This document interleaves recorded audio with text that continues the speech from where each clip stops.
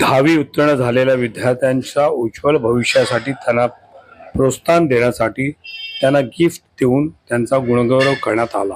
हा कार्यक्रम शिवसेना उपनेते दशरथ पाटील यांच्या मार्गदर्शनाखाली ठेवण्यात आला होता। यावेळी खारेगाव येथील 10वी उत्तीर्ण झालेल्या मुला मुलींचा सत्कार कला संस्कृती प्रतिष्ठानच्या संचालिका सौ रचना राकेश पाटील आणि राकेश पाटील यांच्या हस्ते करण्यात आला। त्याप्रसंगी साने गुरुजी वाचनालयाचे अध्यक्ष गजानन पवार, विवेकानंद क्लासेसचे संस्थापक राजेश मिश्रा, गणेश परब, मोरेश्वर पवार, अशोक शिरसाड, कृणाल म्हात्रे व पालक वर्ग उपस्थित होते।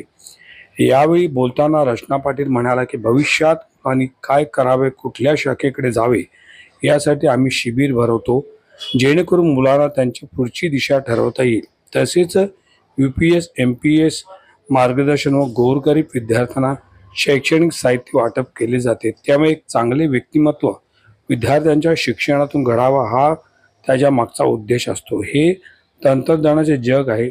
देश झपाट्याने शैक्षणिक क्षेत्रात प्रगती करत असून AI चे महत्त्व वाढत चाललेले आहे, तेव्हा विद्यार्थ्यांनी त्याचप्रमाणे आपली प्रगती केली पाहिजे असे त्यांचे म्हणणे आहे। मुलांच्या उज्ज्वल भविष्यासाठी अशा प्रकारचा जो कार्यक्रम केला हा प्रोत्साहन कार्यक्रम आहे आणि असे सोहळे व्हायला पाहिजेत, काय सांगाल?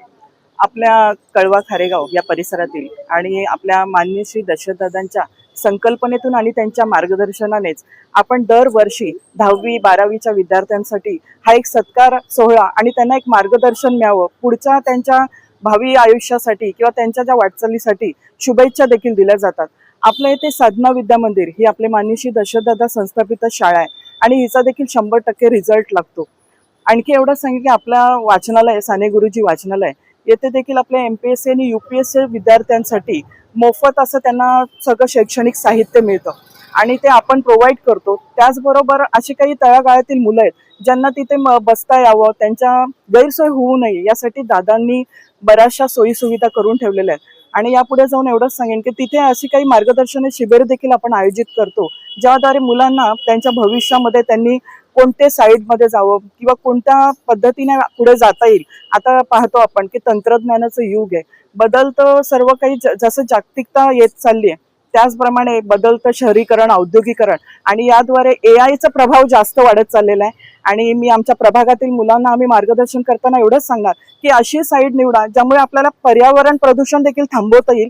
पुढे आपल्या एरियामध्ये ज्या ज्या गोष्टींसाठी आपल्याला सोयी सुविधा पाहिजेत त्याद्वारे आपण काहीतरी करता यावं, अशा दृष्टीने आपण अभ्यास करावा की आपण कोणाला तरी याद्वारे मदत करू शकू। एक चांगला व्यक्ती घडवण्याचं काम हे आपल्या शाळेद्वारे, आपल्या संस्थांद्वारे नेहमीच होत आहे आणि हे सर्व आपले माननीय श्री दशरथदादांच्या मार्गदर्शनाखाली होत आहे।